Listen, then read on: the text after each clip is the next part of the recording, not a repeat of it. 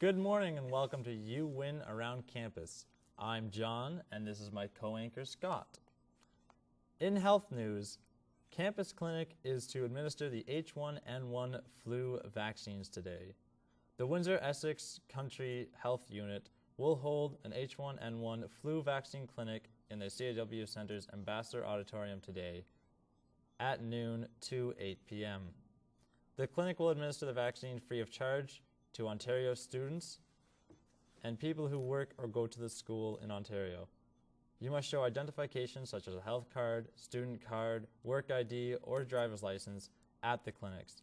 International students and their family members should be prepared to show visa and passports. Today in CTL News, it was announced that the Centre for Teaching and Learning will be offering an intensive workshop to develop instructional skills. The Centre for Teaching and Learning invites instructors and graduates to give a 3-day half course to enhance their teaching skills. Lorna DeWitt of the Faculty of Nursing and Erica Custra and Michael K. Potter for the Centre of Learning and Teaching will facilitate the instructional skills workshop December 8th to 10th and 9 a.m. till 5 p.m. in room G137A, Lambton Tower. The workshop is an opportunity to examine useful instructional techniques and develop lesson plans and ways to engage the learners, says nursing instructor Judy Bornas, who participated last year. Each day involves a seminar session in the morning, followed by a micro-teaching session in the afternoon. Participants will be videotaped teaching a lesson and will receive constructive written and verbal feedback from the other participants. Participants will also be given a DVD or USB copy of their lesson each day. At the end of the course, participants will receive a certificate of completion. The workshop costs $100 for faculty members, instructors, and staff, and $30 for graduate students. Fees can be paid for by cash or check at the Center for Teaching and Learning in room 2107, Lambton Tower.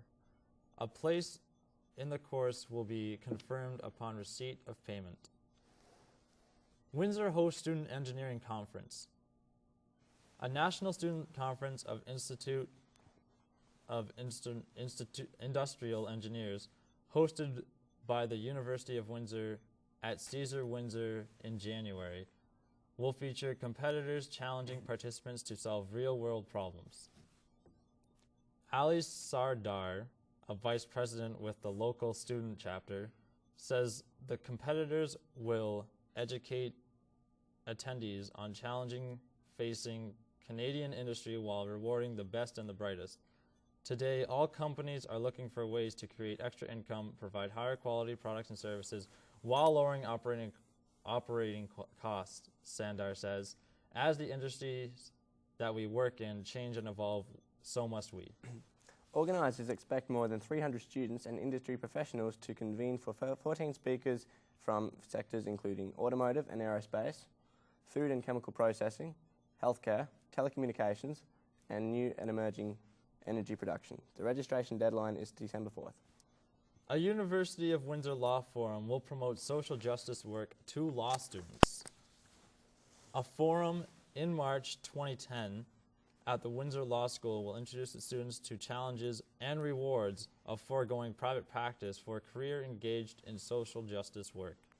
Justice at Work, Bridging Education, Employment, and Experiences will give current students an opportunity to hear from previous graduates now using their legal skills and education to address issues of poverty, race, gender, environment, and more. The event will be scheduled for March 22nd, 2010.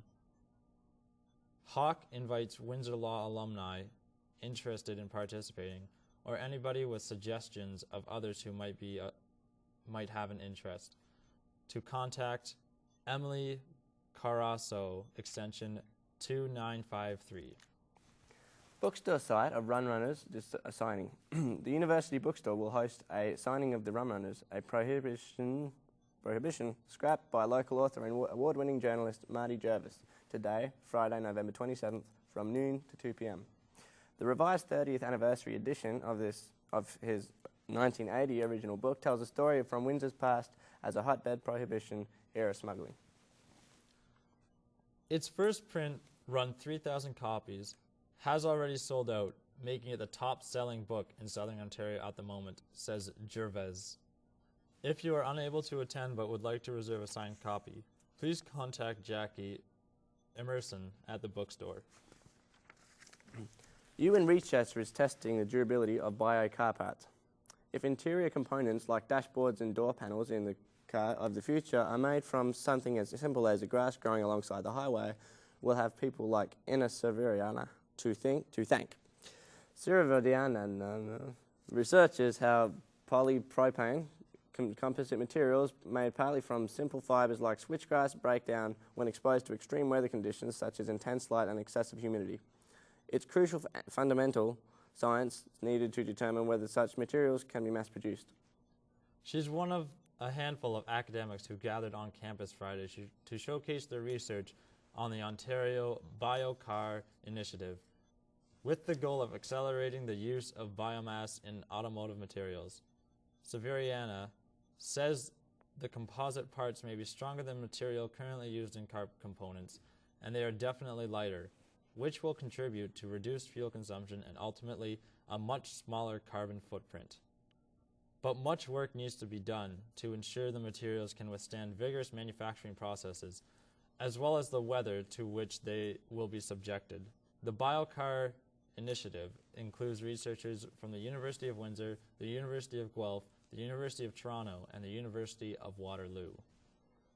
The successful application of their research will bring products from the field and forecast to the highway, increasing profitability for the Ontario farming and forestry industry and creating a sustainable competitive edge for Canada's automotive industry. And that's what's going around campus today, November 27th, 2009. Thank you for watching UWin. Keep going. What? Are we ending? It's good. We definitely need more material. Huh? What was that? That was a ridiculous paragraph. 30 seconds. 30 seconds. I'm not ready. Oh my god.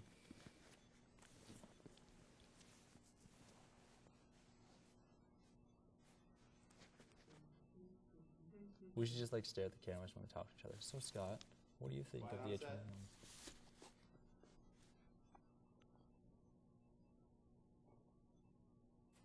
5, 4, 3. Good morning and welcome to You Win Around Campus. I'm John, and this is my co-anchor Scott. In health news, the campus clinic is administered H1N1 flu vaccines today. The Windsor-Essex County Health Unit will hold a H1N1 flu vaccine clinic in the CAW Student Centre's Ambassador Auditorium today from noon to 8 p.m. The clinic will administer the vaccine free of charge to Ontario residents and people who work and go to the school in Ontario. You must show identification, such as a health card, student card, work ID, or a driver's license at the clinics. International students and their family members should be prepared to show a visa and passport. Well, Scott, will you be getting the vaccine? Well, you know what? I don't think I will be, John, because I think it's too early, too new. There's too many risks right now, and it hurts your arm, apparently, so I don't want to do that. Yeah, I really don't like needles. That's why I'm not getting it. You're not? No. And I also heard that it's only really good if you're very young or very old and susceptible to the flu.